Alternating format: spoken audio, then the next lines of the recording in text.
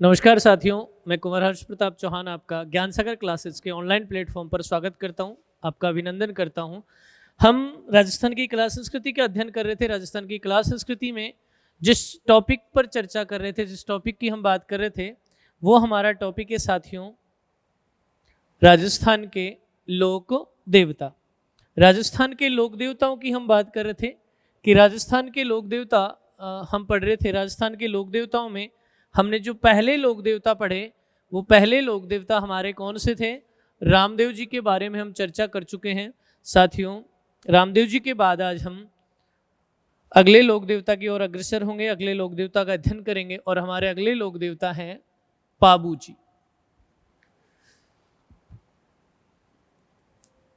साथियों, हमारे लोक देवता हैं पाबू जी। आज हम पाबू जी के विषय में अध्ययन करेंगे, पाबू जी की जानकारियां देखेंगे, पाबू जी के बारे में पढ़ते हैं कि पाबू जी में कौन कौन सी महत्वपूर्ण चीज़ें हैं जो पाबू जी लोक देवता को प्रसिद्ध बनाती हैं। किन किन चीज़ों के लिए पाबू जी हमारे राजस्थान में जाने जाते हैं, देखिएगा। हम पाबू जी की बात करें, उससे पहले मैं आपको थोड़ी सी जानकारी दे दूं कि जो पाबू जी हैं, इनका जो जन्म है, पाबू जी का जो जन्म है साथियों, ये हुआ कोलूमंड में। पाबू जी का जन्म कहाँ हुआ? कोलूमंड में। और कोलूमंड कहाँ है साथियों? फलौदी में। कोलूमंड कहाँ है? फलौदी में। कोलूमंड है फलौदी में। देखिएगा, फलौदी पहले जोधपुर जिले के अंतर्गत आती थी। फलौदी पहले किस जिले में थी? जोधपुर में। लेकिन हाल ही में राज्य सरकार द्वारा नवीनतम जो जिले बनाए गए 19 नए जो जिले बनाए गए 19, उन जिलों में एक जिला कौन सा है? फलौदी। साथियों, ये फलौदी जिला बनने के कारण, फलौदी जो नया जिला बनने के कारण, ये कोलूमंड और फलौदी वाला क्षेत्र किस जिले में है? फलौदी जिले में। तो अब से आप पढ़ोगे क्या? बाबू जी का जन्म हुआ कोलूमंड में और कोलूमंड कहाँ है? फलौदी में। बाबू जी का जन्म हुआ कोलूमंड में और कोलूमंड कहाँ है? फलौदी में। फलौदी पहले जोधपुर में था और अभी किस में है? फलौदी में ही। दूसरी बात, बाबू जी के जो पिता हैं, बाबू जी के पिता, साथियों बाबू जी के पिता हैं धांधल जी राठौड़। बाबू जी के पिता कौन है? धांधल जी राठौड़। बाबू जी के पिता हैं धांधल जी राठौड़। दो बातें हुई। तीसरी बात, बाबू जी की माता जी, बाबू जी की जो माता जी हैं, इनका नाम है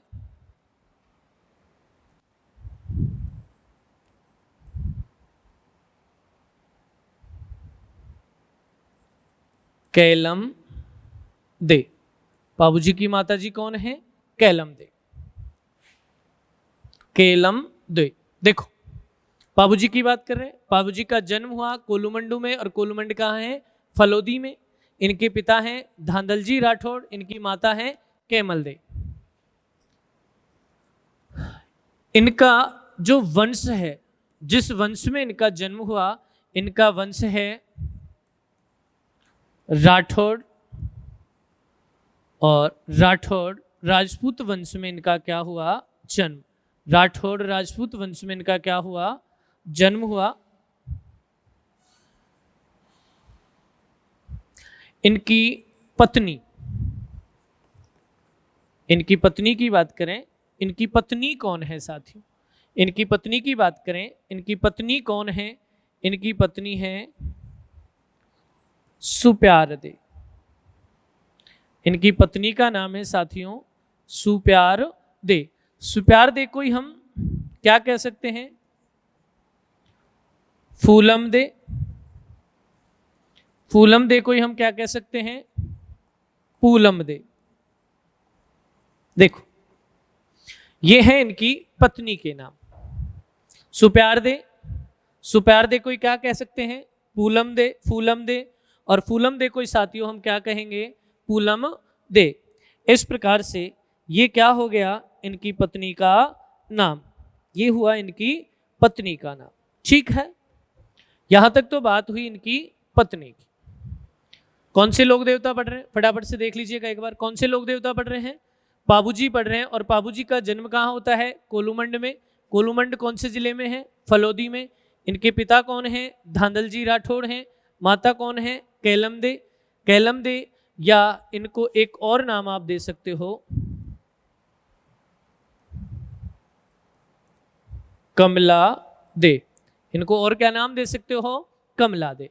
किस वंश से संबंधित है, राठौड़ राजपूत वंश से संबंधित है। इनकी पत्नी का नाम सुप्यारदे। सुप्यारदे को क्या दूसरा नाम क्या दे सकते हो, पूलमदे दे सकते हैं। और तीसरा नाम क्या दे सकते हैं, पूलमदे। देखो सुप्यारदे के दो नाम हो गए, एक सुप्यारदे, फूलमदे, और तीसरा पूलमदे। सुप्यारदे के अतिरिक्त कितने नाम और हो गए, दो नाम। फटाफट से आप इसका एसएस ले लीजिएगा। आगे चलते हैं, आगे बात करें। इनकी जो पत्नी है साथियों, सुप्यारदे, इनकी जो पत्नी है सुप्यारदे, इनकी पत्नी सुप्यारदे के बारे में आप और जानकारियां देखें। इनकी जो पत्नी है सुप्यारदे, इन सुप्यारदे का जो जन्म है, सुप्यारदे का जन्म साथियों कहां पर हुआ, अमरकोट में। सुप्यारदे का जन्म कहां होता है, अमरकोट में होता है। और ये सुप्यारदे अमरकोट की क्या थी, राजकुमारी। अमरकोट की क्या थी, राजकुमारी। सुप्यारदे अमरकोट की राजकुमारी थी। और इन सुप्यारदे का संबंध था सोडा राजपूत वंश से। सुप्यारदे का संबंध है सोडा राजपूत वंश से। सुप्यारदे के पिता, सुप्यारदे के पिता हैं सूरजमल। सुप्यारदे के पिता हैं सूरजमल सोडा। साथियों ये जो सूरजमल सोडा है, सूरजमल सोडा है, ये सूरजमल सोडा अमरकोट के, सूरजमल सोडा अमरकोट के क्या रहे हैं, शासक। अमरकोट के क्या हैं ये, शासक। ये हैं इनकी पत्नी सुप्यारदे के विषय में जानकारी। वापस से देखिएगा, सुप्यारदे जो कि पाबूजी की पत्नी है, इनका जन्म कहाँ होता है, अमरकोट में होता है। और अमरकोट की ये क्या है, राजकुमारी हैं। जिस वंश में इनका जन्म होता है वो वंश है सोडा राजपूत वंश। और इनके पिता का नाम है सूरजमल सोडा। और साथियों जो सूरजमल सोडा है ये अमरकोट के क्या रहे हैं, शासक। अमरकोट के कौन हैं, ये शासक हैं। आगे चलते हैं, आगे बात करें इसके बारे में। ये तो हुई पाबूजी को लेकर जो इनके जीवन से संबंधित सामान्य जानकारियां, जिन विषय में इनके जीवन का सामान्य परिचय पूरा होता है वो जानकारियां। मैं इसी क्रम में पाबूजी के एक मित्र का नाम आपको बताता हूं। पाबूजी की एक मित्र हैं और मित्र का नाम है देवल। साथियों पाबूजी की मित्र हैं देवल, और देवल चारण जाति से संबंधित थी, इसलिए इनका पूरा नाम हुआ देवल चारण। पाबूजी की मित्र हैं देवल चारण। इन देवल चारण के पास एक घोड़ी थी। साथियों इन देवल चारण की बात कर रहे हैं, इन देवल चारण के पास एक क्या थी, घोड़ी। कहते हैं ये घोड़ी बहुत ही सुंदर थी, बहुत ही सुंदर और योग्य थी। योग्य का मतलब ऐसी घोड़ी जो अपने सवार को, ऐसी घोड़ी जो अपने सवार को, जो व्यक्ति उस घोड़ी पर सवारी करे, अपने सवार को गंतव्य तक सुरक्षित और संबंधित निर्देशों को जानबूझकर आसान तरीके से सुगम यात्रा उसकी बना दे, वो घोड़ी क्या होती है, योग्य घोड़ी होती है। यानी एक घोड़ी में वो सभी गुण विद्यमान होने चाहिए जो उसके सवार की आवश्यकता को पूरा करते हों। तो जो देवल चारण की घोड़ी थी, इन देवल चारण की घोड़ी सुंदर और योग्य थी। इस घोड़ी का नाम, साथियों इस घोड़ी का नाम है केसर कालमी। इस घोड़ी का नाम क्या है, केसर कालमी।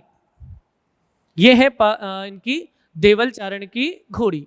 यही देवल चारण की घोड़ी, इसी देवल चारण की घोड़ी को देवल चारण ने, इसी घोड़ी को साथियों देवल चारण ने किसको दे दिया, पाबूजी को दे दिया।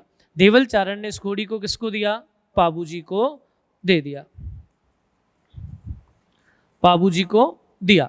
अब देखो, जैसे इस घोड़ी को पाबूजी को दिया, तो पाबूजी की घोड़ी का अगर नाम देखेंगे, हम पाबूजी की घोड़ी की बात करेंगे, पाबूजी की घोड़ी का हम नाम देखेंगे, तो पाबूजी की घोड़ी का नाम क्या आएगा?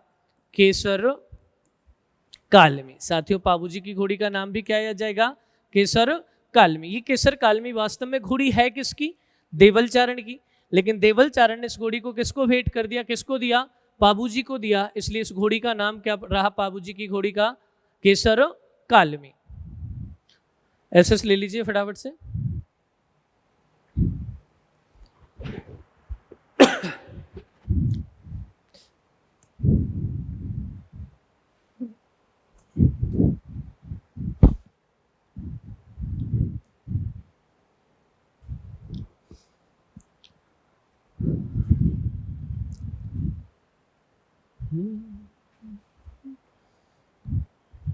आगे चलें। पाबूजी के जीजाजी, पाबूजी के जीजाजी थे जिनका नाम था जिंदराव खींची। पाबूजी के जीजाजी थे जिंदराव और इनका गोत्र था खींची। ये जो खींची गोत्र है, ये खींची गोत्र किनका होता है साथियों? चौहान राजपूतों का। चौहान राजपूतों का एक गोत्र होता है खींची। पाबूजी के जीजाजी हैं जिंदराव खींची, और ये जिंदराव खींची जायल के शासक हैं। जायल के क्या हैं? शासक। ये जिंदराव खींची कहां के शासक हैं? जायल के। और ये जायल कहां है साथियों? नागौर में। जायल कहां है? नागौर में। इस जायल के ये क्या थे? शासक थे। और कौन है? जिंदराव खींची। और ये जिंदराव खींची किनके जीजाजी हैं? पाबूजी के जीजाजी हैं। यहां पर आपको एक थोड़ी सी घटना को समझना होगा, एक घटना की थोड़ी सी जानकारी आपको प्राप्त करनी होगी। पाबूजी के जो जीजाजी हैं जिंदराव खींची, इन्होंने एक दिन देवल चारण से उनकी घोड़ी मांगी। देवल चारण की घोड़ी इनको बहुत पसंद थी, और वो घोड़ी ऐसी थी कि किसी को भी पसंद आ जाए, इतनी सुंदर घोड़ी थी। उस देवल चारण की घोड़ी को किसने मांगा? जिंदराव खींची ने देवल चारण से मांगा। देवल चारण ने जिंदराव खींची को वो घोड़ी देने से क्या कर दिया? मना कर दिया। जब देवल चारण ने जिंदराव खींची को घोड़ी देने से मना कर दिया, तो श्रीमान जिंदराव खींची नाराज हो गए और मन ही मन ठान ली कि मुझे इस बात का बदला देवल चारण से लेना है। देवल चारण से बदला लेने के लिए जिंदराव खींची ने मन ही मन निश्चय कर लिया कि जैसे ही मुझे मौका मिलेगा, मैं देवल चारण से अपनी घोड़ी का क्या ले लूंगा? बदला ले लूंगा। देखिएगा, कुछ समय बाद पाबूजी का विवाह हुआ। पाबूजी का विवाह हुआ। पाबूजी जैसे ही विवाह के लिए तैयार होने लगे, पाबूजी के विवाह के दिन नजदीक आए, देवल ने पाबूजी के कहा कि पाबू, मेरी जो घोड़ी है इसको आप अपने विवाह में ले जाना। आप जब दूल्हा बनकर जाएंगे, आप जब घोड़ी पर बैठकर जाएंगे, तो आप मेरी देवल चारण मेरी जो घोड़ी है केसर काल में, इसी पर बैठकर जाएंगे। जो घोड़ी मैं आपको प्रदान कर रही हूँ, आप इसी घोड़ी पर बैठकर जाएंगे। पाबूजी ने अपने मित्र का मान रखा और देवल से वो घोड़ी लेकर अपने विवाह के दिन दूल्हा बनकर तैयार होकर शादी के लिए बारात लेकर उस घोड़ी पर बैठकर निकलते हैं। ये बात किसको पता चली? जिंदराव खींची को। जिंदराव खींची का जो गुस्सा था, जिंदराव खींची का जो गुस्सा था वो और बढ़ गया। इनका जो खुन्नस थी, इनको जो रिस थी, वो और बढ़ गई कि देवल ने मुझे तो घोड़ी देने से मना कर दिया और पाबू को घोड़ी दे दी। अब पाबूजी इधर अपनी बारात लेकर ससुराल के लिए निकलते हैं, विवाह के लिए निकलते हैं। इधर जिंदराव खींची ने देवल चारण की गायों का अपहरण कर लिया। देवल चारण की गायों को जिंदराव ने चुरा लिया। एक तरफ जिंदराव खींची देवल चारण की गायों को चुरा कर ले जाता है, दूसरी तरफ पाबूजी विवाह करने जाते हैं और पाबूजी के विवाह में फेरे शुरू होते हैं। और राजस्थान में एक परंपरा है कि फेरों में सबसे पहले जो शुरू के फेरे होते हैं उनमें कौन आगे रहती है? लड़की। ऐसी परंपरा है कि फेरों की संख्या कुल कितनी होती है? 7। पहले फेरे में लड़की आगे चलेगी, दूसरे फेरे में भी लड़की आगे चलेगी, तीसरे में भी लड़की आगे चलेगी, और तीसरे फेरे के बाद टोटल फेरे कितने होने हैं? 7। तो 3.5 फेरे जिनमें लड़की आगे रहेगी और 3.5 फेरे जिनमें लड़का आगे रहेगा। अब देवल चारण की घोड़ी लेकर पाबूजी चले गए। जिंदराव खींची जी नाराज हो गए, उन्होंने उनकी गायों का अपहरण कर लिया। इधर बाबूजी के 3.5 फेरे पूरे होते हैं। इन 3.5 फेरों में सुप्यारदे जो इनकी पत्नी बनेगी वो आगे रहती है। जैसे ही चौथे फेरे में बाबूजी का 3.5 फेरे पूरे होने के बाद बाबूजी का नंबर आता है, बाबूजी ने अपना आधा ही फेरा पूरा किया, यानी अभी तक बाबूजी की शादी के 4 ही फेरे पूरे होते हैं। और बाबूजी को एक सैनिक आकर कहता है कि आपके जीजा जिंदराव खींची ने देवल चारण की गायों को चुरा लिया। इतना जैसे ही सुना, बाबूजी को स्मरण था कि मैंने देवल को वचन दिया है कि जीवन की हर परिस्थिति में मैं तुम्हारी रक्षा करूंगा, तुम्हारा सहयोग करूंगा। बाबूजी ने अपना क्षत्रिय धर्म निभाने के लिए, अपने वचन की रक्षा के लिए पंडित जी को कहा कि पंडित जी मेरे फेरा आप यहीं रोक दिए जाए, मेरे फेरों को मैं सुप्यारदे को अपनी पत्नी के रूप में स्वीकार करता हूं और मेरा विवाह संपन्न माना जाए। इतना कहकर बाबूजी यहाँ से निकलते हैं और अपने जीजा जिंदराव खींची के साथ क्या करते हैं, युद्ध करते हैं। और जिंदराव खींची व बाबूजी के मध्य युद्ध हुआ, जिसमें जिंदराव खींची को क्या कर दिया, बाबूजी ने पराजित कर दिया। और बाबूजी ने जिंदराव खींची को पराजित कर दिया, लेकिन इस युद्ध में बाबूजी क्या हो गए, घायल। बाबूजी घायल हुए और बाबूजी घायल होने के बाद देचू नामक स्थान पर बाबूजी घायल हुए और देचू नामक स्थान जो कि फलौदी में स्थित है, यहाँ पर बाबूजी घायल अवस्था में मृत्यु को प्राप्त हो गए। बाबूजी की क्या हो गई, मृत्यु। ध्यान से देखना, बाबूजी की यहाँ क्या हो जाती है, मृत्यु। इस कारण राजस्थान में परंपरा है, बाबूजी के सम्मान में राजस्थान में परंपरा है कि विवाह में फेरे कितने ही लिए जाते हैं, 4 ही। 4 फेरों को ही 7 फेरों के रूप में पूर्ण माना जाता है और 4 फेरों के साथ ही विवाह संपूर्ण माना जाता है। इसीलिए राजस्थान में परंपरा है कि विवाह में फेरे कितने होंगे, 4। 4 फेरों के साथ ही राजस्थान में विवाह क्या मान लिया जाता है, संपूर्ण मान लिया जाता है। देखिएगा,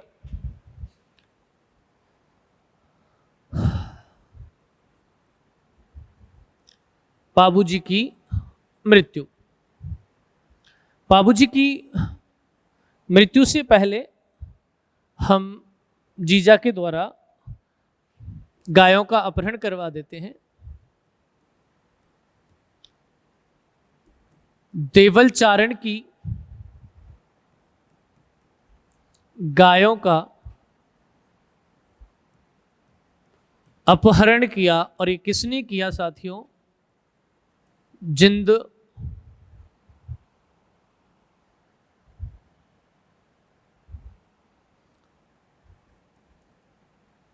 जिंदराव खींची ने देवल चारण की गायों का अपहरण किया, और यह अपहरण किसने किया, जिंदराव खींची ने। इन गायों को बचाने के लिए बाबूजी ने इन गायों को बचाने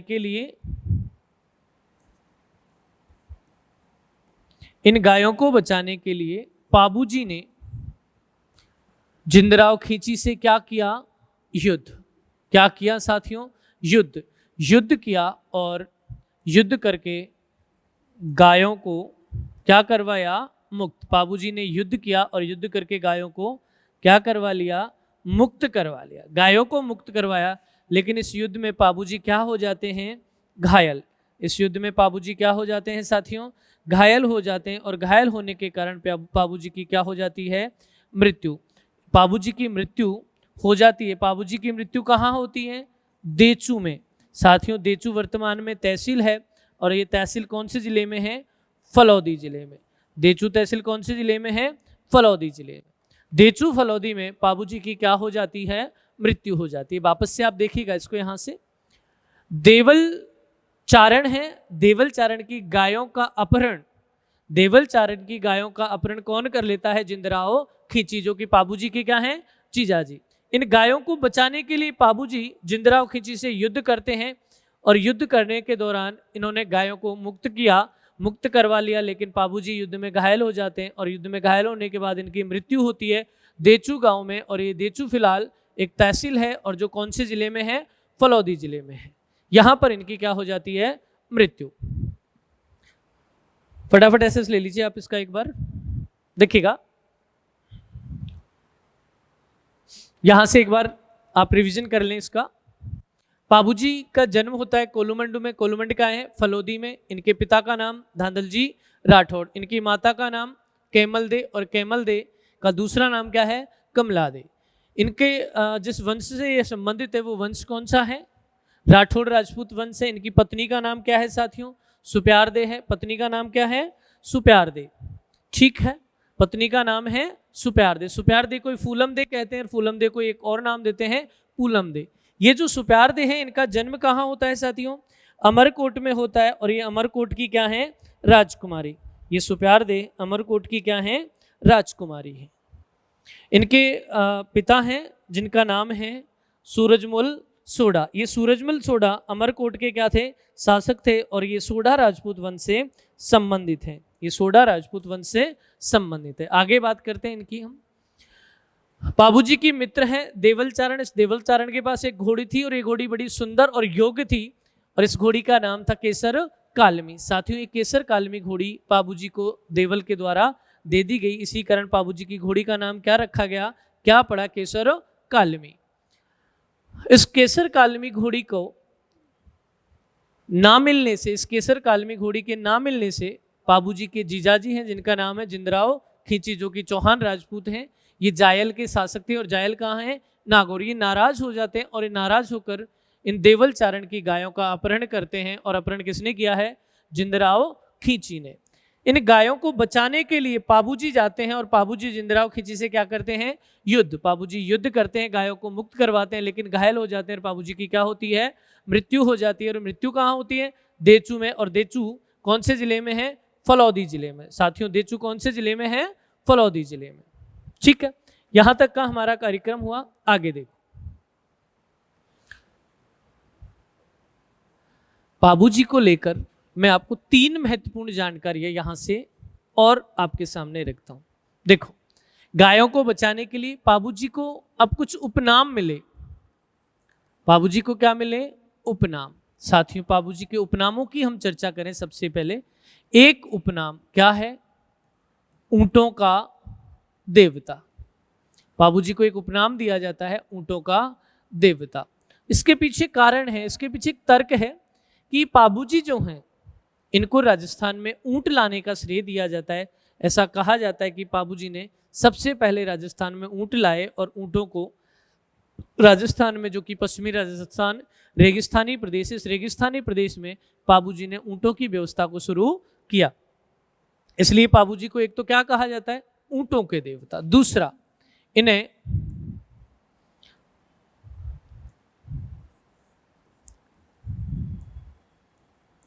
लक्ष्मण का अवतार कहा जाता है। एक तो इनको ऊंटों का देवता कहा जाता है, दूसरा इनको क्या कहा जाता है, लक्ष्मण का अवतार। तीसरा, इन्हें प्लेग रक्षक, प्लेग रक्षक देवता के रूप में भी पूजा जाता है। ये बाबूजी के कितने उपनाम हो गए साथियों, 3 उपनाम हो गए। पहला, ऊंटों के देवता, यानी बाबूजी ने राजस्थान में ऊंटों की परंपरा शुरू की। दूसरा, लक्ष्मण के अवतार। और तीसरा, प्लेग रक्षक देवता।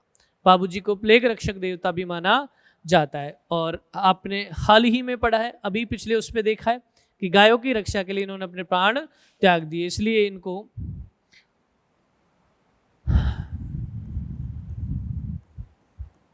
गायों का मुक्ति दाता भी कहा जाता है। इसलिए इनको गायों का क्या भी कहा जाता है साथियों, मुक्तिदाता भी कहा जाता है। ये है बाबूजी के 4 उपनाम, ऊंटों के देवता, लक्ष्मण के अवतार, प्लेग रक्षक देवता और गायों का मुक्तिदाता। इन चारों उपनामों को आप देखो। उसके बाद एक और महत्वपूर्ण चीज, बाबूजी का जो पहचान चिन्ह है, अगर सारे लोक देवता हैं, उन सभी लोक देवताओं की आपको फोटो दिखा दी जाए, किसी पर भी नाम ना हो, मान लिया जाए सारे लोक देवताओं की फोटो आपके सामने लाई जाए, किसी भी फोटो पर किसी भी देवता का नाम ना हो, नाम नहीं हो, उसके बाद अगर आपको पहचान ना पड़े, तो बाबूजी को आप देखो किस प्रकार पहचानोगे। बाबूजी की 2 ही पहचान चिन्ह हैं, जिनसे अगर किसी फोटो को देखकर आप पहचानना चाहें, तो बाबूजी के 2 पहचान चिन्ह हैं। उन पहचान चिन्हों से आप पता कर सकते हो। एक तो बाबूजी का जो पहचान चिन्ह है, इनकी जो पाग है, इनकी जो पगड़ी है वो बाईं ओर झुकी होती है। बाबूजी की जो पगड़ी है साथियों किस ओर झुकी होगी? बाईं और। बाबूजी की जो पगड़ी है वो बाईं ओर झुकी, बाईं ओर झुकी पाग। पाग किसको कहा जाता है? पगड़ी को। यानी बाबूजी की जो पहचान का पहला सिंबल है, बाबूजी की पहचान जिस तरीके से हम सामान्यतः कर सकते हैं, आसानी से कर सकते हैं, वो पहला है बाईं ओर झुकी पाग। यानी जो बाबूजी की पगड़ी है सिर की, वो बाईं ओर को क्या होगी? झुकी होगी। दूसरी बात, भाला लिए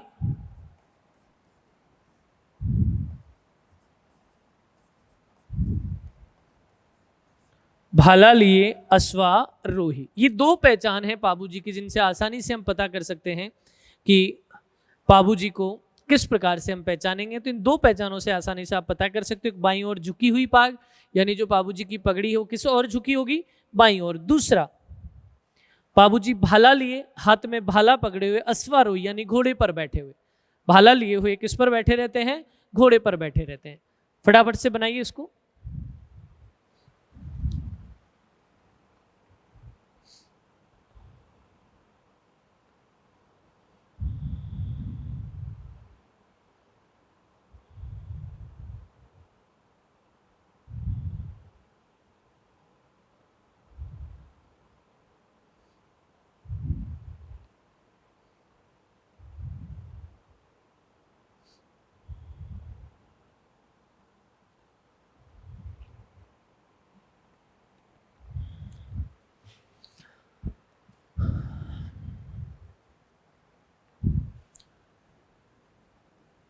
यहां तक की बात हुई साथियों में, बाबूजी को लेकर आपने यहां तक की जानकारी देखी, उनका पहचान चिन्ह देख लिए, उपनाम देख लिए। मुसलमानों की एक जाति होती है, मुसलमानों में एक जाति होती है जिसका नाम है मेहर। मेहर मुसलमान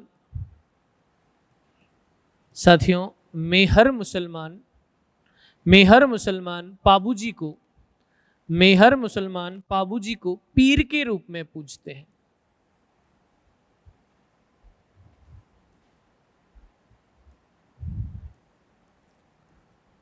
मेहर मुसलमान बाबूजी को पीर के रूप में पूजते हैं। ये यूं कहें, क्या मानते हैं? पीर। बाबूजी को क्या मानते हैं मेहर जाति के मुसलमान? पीर मानते हैं। बाबूजी का जो मेला है, बाबूजी का जो मेला है, बाबूजी का मेला लगता है कहां पर? देचू। और दूसरा कहां लगेगा? कोलू मंड में। एक तो कहां लगेगा? देचू में, और दूसरा कहां लगेगा? कोलू मंड में। इन दोनों जगह पर बाबूजी का क्या लगता है साथियों? मेला। और ये मेला बाबूजी का लगता कब है? कब आयोजित होता है? चैत्र माह की अमावस्या के दिन। बाबूजी का मेला कब लगेगा? चैत्र माह की अमावस्या के दिन बाबूजी का क्या लगता है? मेला लगता है। इस चीज को वापस से आप देखिएगा। मेहर जाति के मुसलमान बाबूजी को पीर के रूप में पूजते हैं।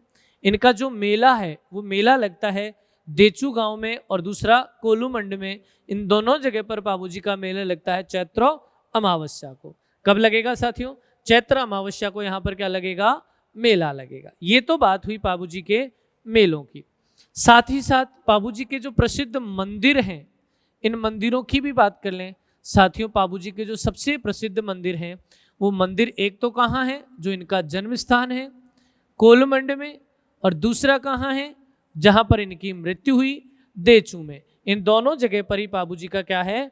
प्रसिद्ध मंदिर बना हुआ है। देखिए, जहां जहां बाबूजी के मंदिर बने हुए हैं प्रसिद्ध, वहां वहां इनका क्या लगता है? मेला। बाबूजी का वहां वहां क्या लगता है? मेला। साथियों, बाबूजी ने अपने जीवन काल में जो जो महत्वपूर्ण कार्य किए, उन महत्वपूर्ण कार्यों में से एक सबसे महत्वपूर्ण कार्य है, इनके साथ एक व्यक्ति हैं सलजी। एक व्यक्ति हैं जिनका क्या नाम है? सलजी। दूसरे व्यक्ति हैं जिनका नाम है डेमा। तीसरे हैं चंदा या चांदा।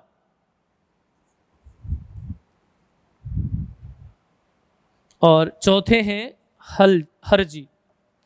ये 4 व्यक्ति हैं जो बाबूजी के चारों की चारों व्यक्ति बाबूजी के क्या रहे हैं साथियों, सहयोगी रहे हैं। ये चारों की चारों व्यक्ति बाबूजी के क्या रहे हैं, सहयोगी। सलजी, डेमा, चांदा और हरमल बाबूजी के सभी विशेष कार्यों में, बाबूजी के सभी कार्यों में हमेशा ये सहयोग करते रहे। चारों की चारों व्यक्तियों ने बाबूजी का क्या किया, सहयोग किया। जिनमें कौन है, सलजी, डेमा, चांदा और हरजी, ये बाबूजी के क्या रहे हैं, सहयोगी। यहां से मैं आपको एक और महत्वपूर्ण जानकारी दे देता हूं। वो महत्वपूर्ण जानकारी क्या है, एक मुस्लिम सुल्तान हुए जिनका नाम है दूदा सूमरा। मुस्लिम सुल्तान है दूदा सूमरा। इस मुस्लिम सुल्तान दूदा सूमरा को बाबूजी ने क्या कर दिया, पराजित। मुस्लिम सुल्तान दूदा सूमरा को बाबूजी ने क्या कर दिया साथियों, पराजित कर दिया। बाबूजी के मंदिर कहाँ है, कोलमंड और देचू में, और दोनों की दोनों किस जिले में है, ये फलौदी जिले में। ये दोनों की दोनों स्थान कौन से जिले में है साथियों, दोनों की दोनों जो स्थान है वो कौन से जिले में है, फलौदी जिले में। दोनों स्थान हैं, दोनों की दोनों फलौदी जिले में है। सलजी, डेमा, चांदा और हरजी बाबूजी के क्या रहे हैं, सहयोगी। बाबूजी ने मुस्लिम सुल्तान दूदा सूमरा को पराजित किया। बाबूजी ने मुस्लिम सुल्तान दूदा सूमरा को क्या किया, पराजित। फटाफट से एसएस ले लीजिए, बना लीजिएगा एक बार इसको।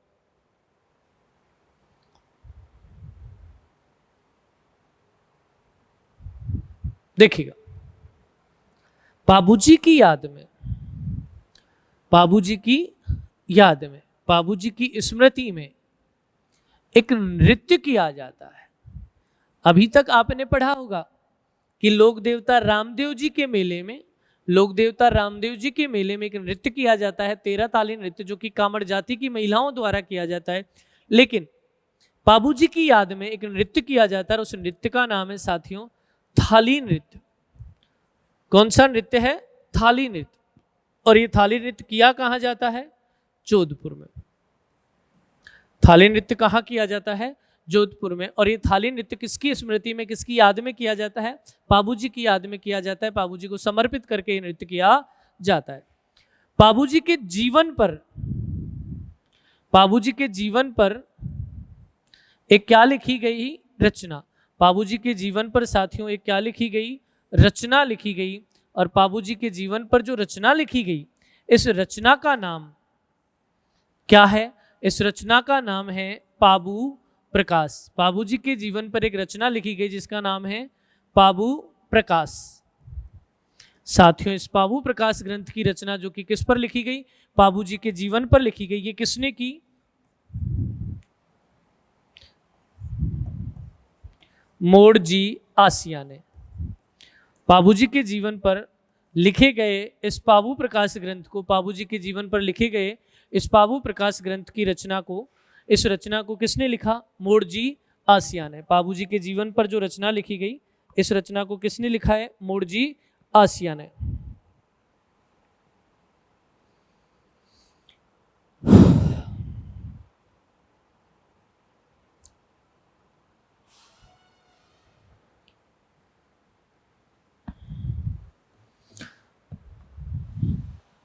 हो गया, आगे चलते हैं। देखो,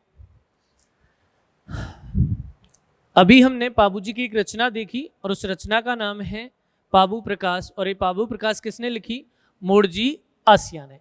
साथियों, इसके अलावा हमारे पास अब बाबूजी को लेकर जो सबसे महत्वपूर्ण जानकारी शेष है, उस जानकारी को देखिए। एक तो बाबूजी की फड़ की बात है, किसकी बात है, बाबूजी की फड़ की बात है। और दूसरा, बाबूजी की फड़ के अलावा बाबूजी के पावड़े, दो चीज हैं, बाबूजी की फड़ और बाबूजी के पावड़े। एक तो हम बाबूजी की फड़ की बात करेंगे और दूसरा हम बाबूजी के पावड़ों की बात करेंगे। मैं फड़ की बात करने से पहले बाबूजी की पावड़ों की बात करता हूँ। साथियों, बाबूजी के जो पावड़े हैं, ये बाबूजी के पावड़े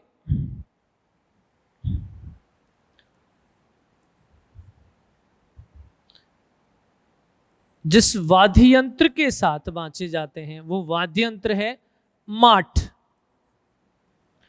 माठ वाद्य यंत्र के साथ बाबूजी के पावड़े बाचे जाते हैं। पाबूजी के पावड़ों में कौन सा वाद्य यंत्र काम में लिया जाता है? माठ वाद्य यंत्र काम में लिया जाता है। और पाबूजी के पावड़े जिन जातियों द्वारा बांचे जाते हैं वो जातियां हैं साथियों, एक जाति है रेबारी। रेबारी जाति के द्वारा पाबूजी के पावड़े बांचे जाते हैं। और दूसरा एक जाति है नायक। इन दोनों जातियों के द्वारा पाबूजी के क्या बांचे जाएंगे? पावड़े बांचे जाएंगे। और किस वाद्य यंत्र के साथ बांचे जाएंगे? माठ वाद्य यंत्र के साथ ये पावड़े बांचे जाएंगे। पावड़ों को लेकर दो बातें हुई, किस वाद्य यंत्र से? माठ वाद्य यंत्र से। और दूसरा जिस जाति द्वारा बांचे जाएंगे वो जाति एक तो रेवारी और दूसरी नायक। अब हम पाबूजी की फड़ की बात करते हैं साथियों। पाबूजी की जो फड़ है, पाबूजी की जो फड़ है सबसे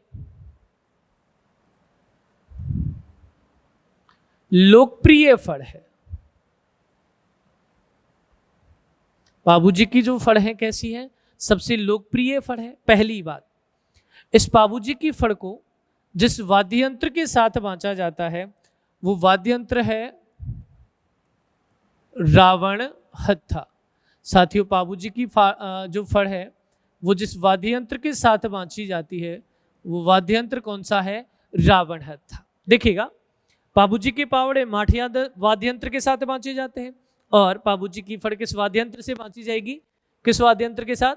रावण हत्था वाद्य यंत्र के साथ बांची जाएगी। इसी में अब तीसरी और सबसे महत्वपूर्ण बात, पाबूजी की जो फड़ है जिस जाति के द्वारा बांची जाती है साथियों, मैं उस जाति की आपसे अगर बात करूं तो वो जाति कौन कौन सी यहां पर शामिल होगी? देखो, पाबूजी के जो बावड़े हैं, एक तो सबसे पहले जिस जाति का नाम आएगा वो जाति कौन सी है? आपके सामने दो जाति तो यहां है, एक नायक एक रेवारी। साथियों एक जाति का नाम क्या है? नायक है, दूसरी का नाम क्या है? रेवारी। ये दोनों की दोनों जातियां किस में काम आ रही है? पाबूजी के पावड़ों में। जो पाबूजी के पावड़े बांचे जा रहे हैं इन पावड़ों में ही इन दोनों जातियों का क्या आ रहा है? नाम आ रहा है। इन पावड़ों के साथ अब आप एक और चीज देखोगे कि पावड़े तो आपने देख ही लिए, पावड़े तो आपने देख ही लिए, पावड़ों के बाद जब आप फड़ को देखोगे तो यहां पर भी ये जातियां आएंगी। इन जातियों में एक जाति का नाम आएगा वो है थोरी जाति। साथियों इस थोरी को ही हम क्या कह सकते हैं? इसी को हम एक और नाम देते हैं अयाड़ी। इसी जाति को हम क्या कह देंगे? अयाड़ी। यानी पाबूजी की जो फड़ है थोरी जाति या अयाड़ी जाति के द्वारा बांची जाएगी।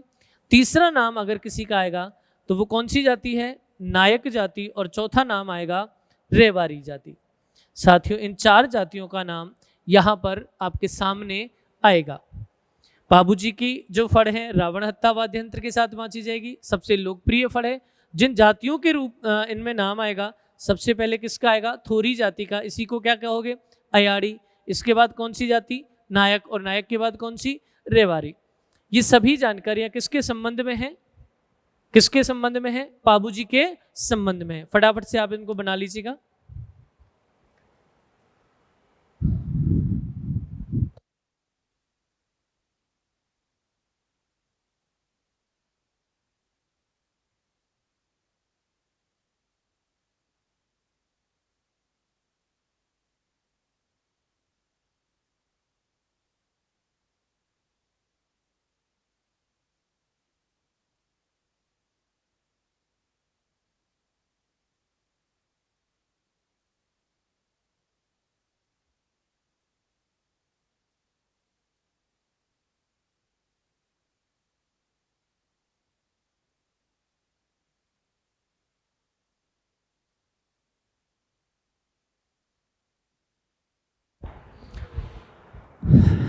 देखिए साथियों, इसी के साथ एक बार हम फिर से पाबूजी जहां से हमने शुरू किए वहां चलते हैं और पाबूजी को वापस से पूरा की पूरा देखते हैं। देखिएगा, पाबूजी जो लोक देवता हैं इनका जन्म होता है कोलूमंड में। और कोलूमंड कहाँ है? फलौदी में।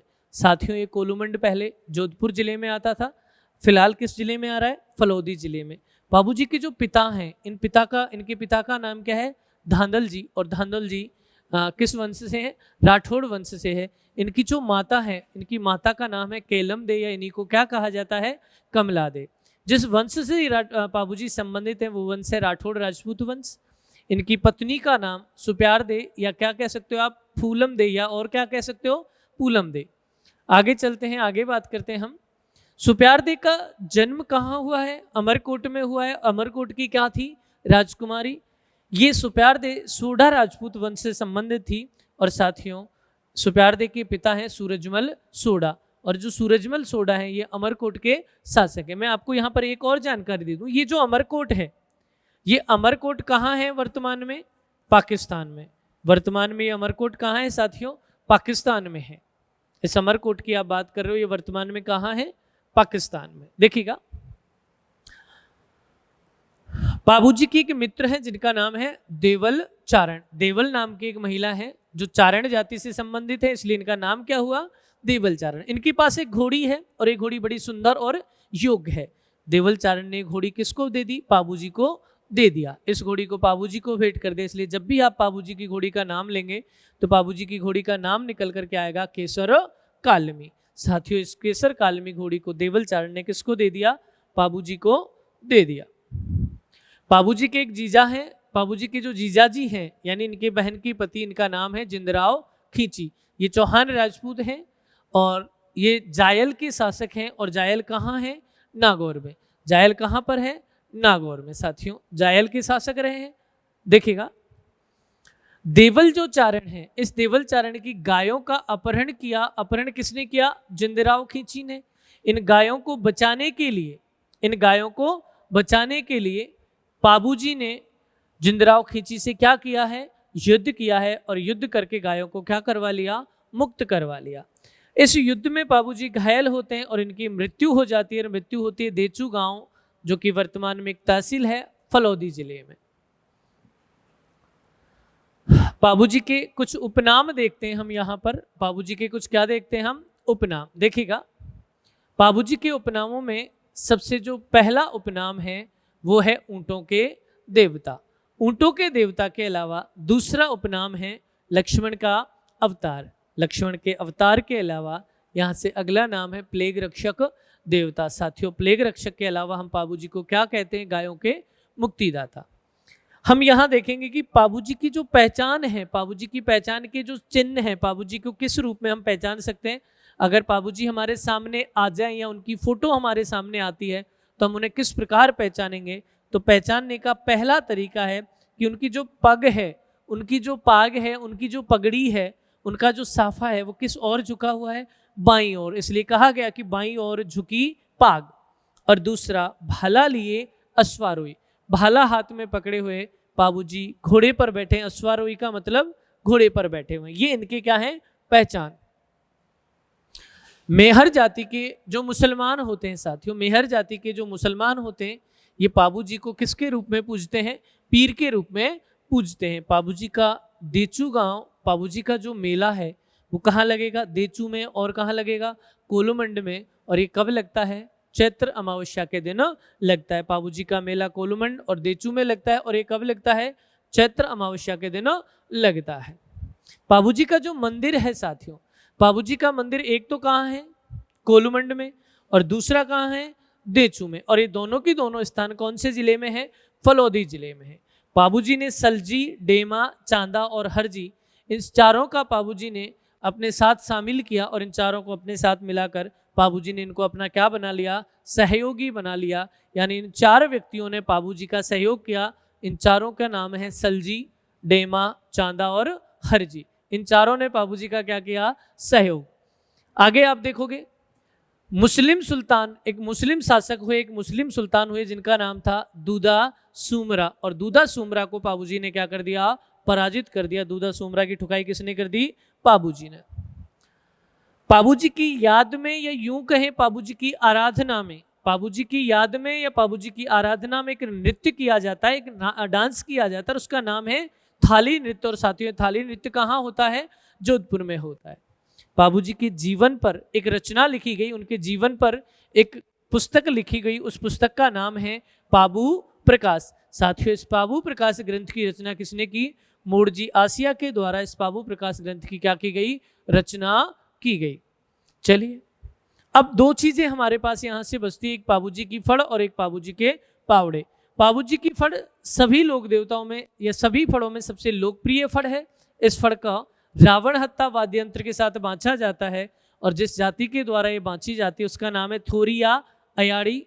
उसके बाद कौन सी जाति आएगी? नायक। और फिर कौन सी जाति है? रेवारी। इधर पाबूजी के पावड़े माठ वाद्य यंत्र के साथ बांचे जाते हैं। ये सबसे महत्वपूर्ण लाइन है। पाबूजी के पावड़े किस वाद्य यंत्र के साथ बांचे जाएंगे? माठ वाद्य यंत्र के साथ बांचे जाएंगे। और किस जाति द्वारा बांचे जाएंगे?